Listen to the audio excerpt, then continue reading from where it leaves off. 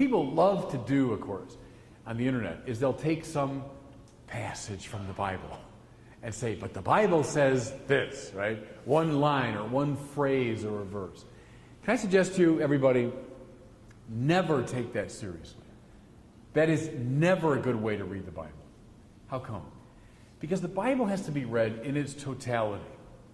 And what we look for are not individual isolated passages.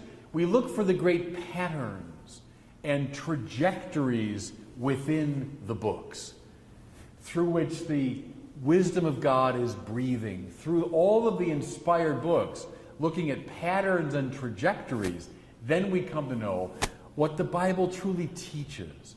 And can I suggest that, too, is a very important interpretive phrase. It's not so much what's in the Bible. There's a lot of stuff in the Bible. But what does the Bible teach? It's a difference there. You know, for example, if you look at the beginning of Genesis, you take it perfectly literally, there's light before there's the sun, right? God says, let there be light on day 1. It's only day 4 that the sun comes around. So that's in the Bible, but I suggest to you, it's not what the Bible's teaching. The Bible doesn't really care about astronomy at that point. Look for patterns and trajectories within the collection of books through which the wisdom of God is breathing. That's a better way to approach it. Now, believe me, I've done this on the internet when people make the objection about the Bible, and I'll try to respond with some of these clarifications. What do I hear invariably in response? You're just cherry picking, right? You're just picking the little elements out of the Bible that you like, and you're forgetting about all the other ones. No. What I'm doing is trying to read the Bible, the books, responsibly within an interpretive tradition. Now, let me clarify what I mean here. Suppose you've got a kid who's bright, let's say 13 or 14 years old. They're a good reader, love to read novels and poetry. Would you just say, here's Hamlet. Knock yourself out. You know? Here's Hamlet. Just read it, and I trust you'll be able to figure out pretty much on your own. Well, of course not. I mean, first of all, he wouldn't get a lot of the words themselves would go over his head. But then, a fortiori, the thematics of Hamlet, what Hamlet means in the richest sense, the humanism of Hamlet, the theology implicit in Hamlet and it's the view of human nature and the soul. And of course he wouldn't get that. You wouldn't just hand him the book and say, read. What would you say?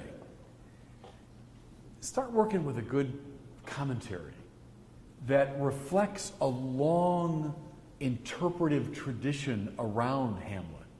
And then as you get older, read ever more sophisticated interpretations of Hamlet. Maybe go watch several versions of Hamlet. And then with the group, discuss what it means. What's my point? I hope I'm not belaboring it. But you don't just say, pick up Hamlet on your own and read it. In the same way, we Catholics don't think it's wise just to pick up the books of the Bible, the Biblia, and just read it. You'll do fine. No. We think it should be read within this great, complex, ancient interpretive tradition that we call the church.